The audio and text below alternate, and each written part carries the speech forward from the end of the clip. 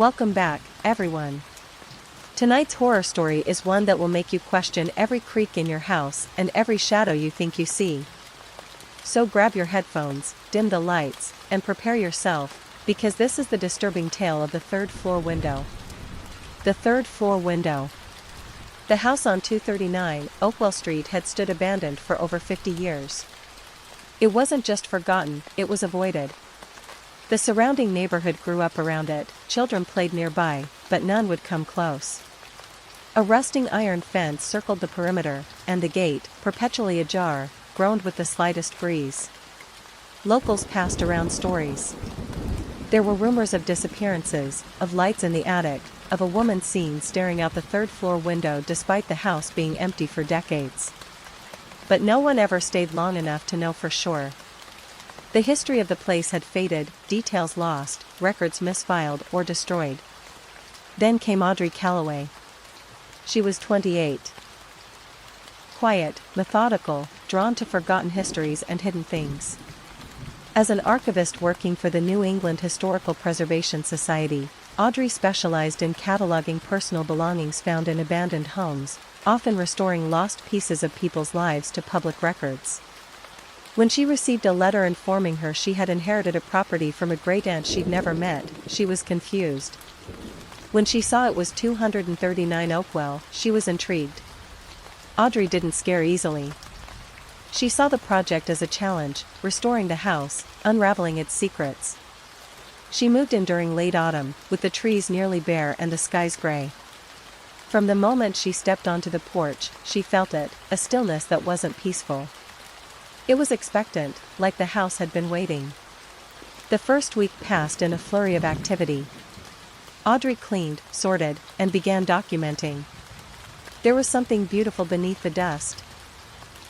Ornate woodwork, stained glass insets on doors, delicate floral wallpaper under layers of grime. She felt connected to the house in a strange way, like it had personality, mood. She talked to it sometimes. Thanked it aloud when she found something interesting. Laughed when a floorboard squealed. But one thing unsettled her immediately. The third floor window. The house had 3 levels, the main floor, a second with bedrooms, and a cramped third floor accessible only by a steep, narrow staircase hidden behind a bookshelf. The attic room was small, with a peaked ceiling and a large arched window that looked out over the front yard. That window was open when she arrived. Not broken. Just open. Slightly ajar. She closed it. But the next morning, it was open again. She assumed she hadn't latched it. But she checked. She latched it firmly. Secured the lever. Even placed a heavy chair in front of it. The next morning, open. It became a ritual. She'd close the window at night. And every morning, it would be open. Audrey rationalized.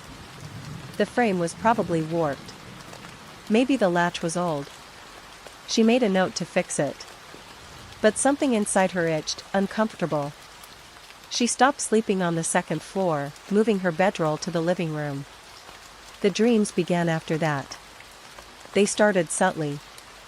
Dreams of walking through long hallways, of hearing footsteps behind her but never seeing who followed. Then came the boy. He appeared on the 4th night. Pale. 6, maybe 7. Wearing a nightgown. Eyes wide. Mouth open, but not speaking. Just silently screaming. He stood outside the third-floor window in her dream, fog swirling around his feet. Each night, he took a step closer to the glass. Never blinking. Never closing his mouth. Audrey started waking at 3:47 a.m. every night, drenched in sweat, heart racing. She began recording herself during sleep using her phone's voice app. Mostly, she heard her own restless breathing. But on the 7th night, she captured something else. A child's whisper. "I opened it for you." She listened to it dozens of times. The voice was faint, breathy, but clear. "I opened it for you." Audrey threw herself into research. She scoured town records, visited the local library, called the Historical Society. but records on 239 Oakwell were incomplete. The original building permit was dated 1901. It had passed through several hands, until it landed with a family named the Halsteads in 1968. The Halsteads, Gregory, Evelyn, and their son, James, vanished in 1971. No bodies. No police follow-up. Just a note that read, "Family no longer resides." She returned to the house, determined to learn more. That's when she found the trunk. It was hidden behind a false panel in the upstairs linen closet. Inside were photographs, sepia-toned and curled with age. There were notes, postcards, and a leather-bound journal with fraying edges. The photos showed a family of 3. The mother smiling. The father stoic. The child, James, expressionless. In several photos, James stared directly into the camera. But his eyes never seemed to match the rest of his face. Too wide. Too hollow. In the journal, Evelyn wrote of James's sleepwalking. His strange behavior. His growing obsession with the third-floor room. He says there's a boy in the window. But when I ask him to describe the boy, he just says, "It's me. He woke me last night, standing at the foot of our bed. Said the boy in the window wanted to switch." The final entry. Gregory says I'm hysterical. But James's eyes don't look like his anymore. And the window, God help me, the window won't stay closed. Audrey couldn't breathe. She dropped the journal. It fell open to a page where James had drawn something, 2 stick figures. One with a smile. The other with its mouth wide open. Audrey started hearing footsteps again. But not above her this time, below. The basement, where she hadn't ventured. She descended one afternoon, flashlight in hand. The air grew cold, metallic. The basement was unfinished, stone walls damp with mildew.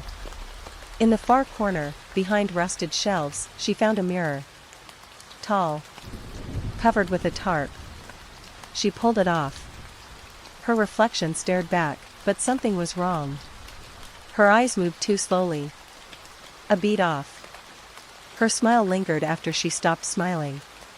She ran upstairs. That night, she locked every door. Covered every mirror. But she couldn't sleep. At 3:47 a.m., she heard it. Footsteps. Upstairs. She listened, frozen, as they came down the hallway. One step. Pause. Another. Then scratching at her door. She waited until dawn. When she opened the door, nothing. But the mirror in the hallway was uncovered. She hadn't touched it. She set up a camera at the bottom of the stairs, pointing at the third-floor door. Watched the footage the next morning. At exactly 3:47 a.m., the door creaked open. Slowly. The camera glitched. For a single frame, a pale face appeared at the top of the stairs. James. His eyes were black. That was the night she decided to leave. She packed her car, grabbed her journal, and drove. But every road out of Oakwell twisted back to the house. She passed the same dead tree. The same rusted sign. Over and over. By midnight, she was back at the house. She confronted the third floor. She climbed the steps. The door was open. The chair faced the window. On the glass, in the condensation, a child's handprint. She sat in the chair. Stared out the window. Fog again. But no road. No street. Just white. She looked into the glass, and saw herself. But not quite. This version smiled too much. Tilted her head. And whispered. "Your turn." Audrey reached out. The glass was soft. Liquid. She pressed forward, and vanished. 1 week later, a cleaning crew entered the home. No Audrey. No signs of struggle. But in the third-floor room, a photo rested on the chair. A woman. Smiling. Looking out the window. And behind her, a pale child. mouth open, waiting. If this story left you uneasy, you're not alone. What would you have done in Audrey's place? Would you have opened the window? Be sure to like, subscribe, and comment your theories below. And remember, if a window keeps opening on its own, it may not be the wind.